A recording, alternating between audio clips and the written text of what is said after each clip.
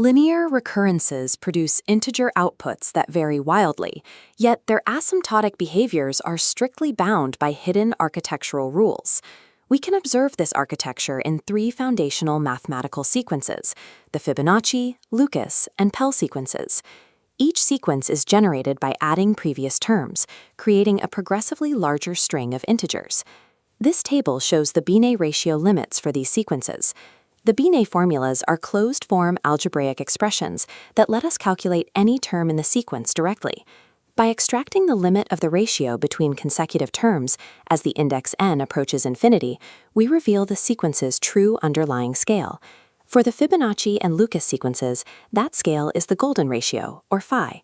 For the Pell sequence, the scale is the silver ratio, or delta. We can determine the exact algebraic interactions that occur when one of these metallic sequences acts as an asymptotic filter over the other. Understanding these mathematical transfers requires stripping away the specific integer outputs of the sequences entirely to isolate their underlying polynomial templates. This equation shows the single homogeneous quadratic template that governs all asymptotic root limits for these sequences.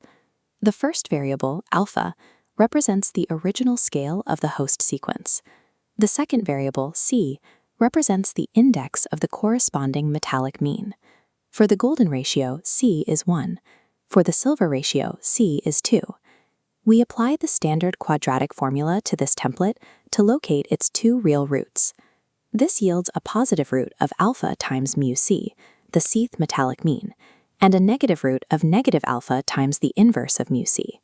Because alpha is a direct multiplier, the host scale survives purely as an overall magnitude. It doesn't alter the core structure. Dividing the positive root by the absolute value of the negative root normalizes the equation. The host scale cancels out. This normalization isolates the pure metallic mean, proving that the structural invariant exists independent of the original host sequence's scale. This graph maps our first setup, applying a Pell-shaped quadratic filter to a Fibonacci host sequence. We divide the entire polynomial by the host term, fn.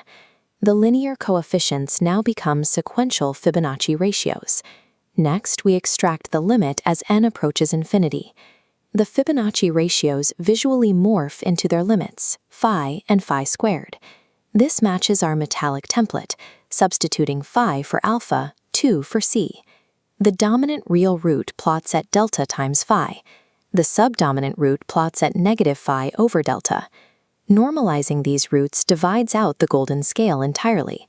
A Pell filter acting on a golden host strips away the host scale, leaving behind a normalized ratio that isolates the pure silver invariant.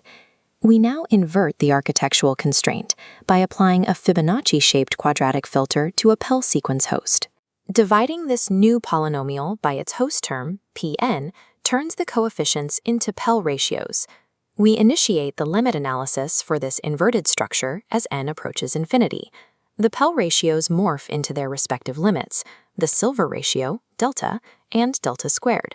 This maps back to our metallic template, with alpha equal to delta and c equal to 1. The dominant real root plots at delta times phi. The subdominant root plots at negative delta over phi. Normalizing these inverted roots cancels the delta scale out. The inverted setup mirrors the mechanics of the first transfer. A Fibonacci filter on a silver host cleanly isolates the golden invariant. We can now evaluate the exact algebraic relationship between the outputs of these two distinct transfers. Despite the inverted host and filter setups, both limit sequences share an exact identical dominant scale. They converge at the shared coordinate of delta times phi. If the dominant roots are identical, it may seem that the secondary magnitudes of these sets should also mirror each other perfectly. Plotting the absolute values generated by these operations shows that they do not overlap. The sets are distinct. While the secondary magnitudes sit at different coordinates, they share a precise structural link. They possess an exact reciprocal relationship. Multiplying phi over delta by delta over phi equals exactly 1. The gold-and-silver bridge functions as an exact algebraic closure. Two asymmetric operations converge on a shared dominant scale while producing perfectly reciprocal secondary scales.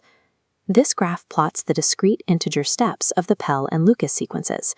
We can pivot from infinite asymptotic limits to the specific point where these sequences cross in finite space, the integer 29. Numerically, the cube root of 29 over phi approximates phi squared. We bypass this heuristic using Binet formulans, converting 29 into phi to the 7th minus phi to the negative 7th. Expanding this fractional power via a binomial series generates the exact defect law identity.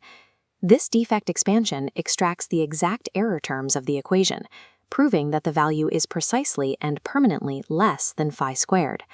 Rigorous analysis reveals the numerical coincidence at 29 is the signature of a strict algebraic law. This exact defect expansion maps the precise mathematical distance between discrete sequence intersections and their final asymptotic limits.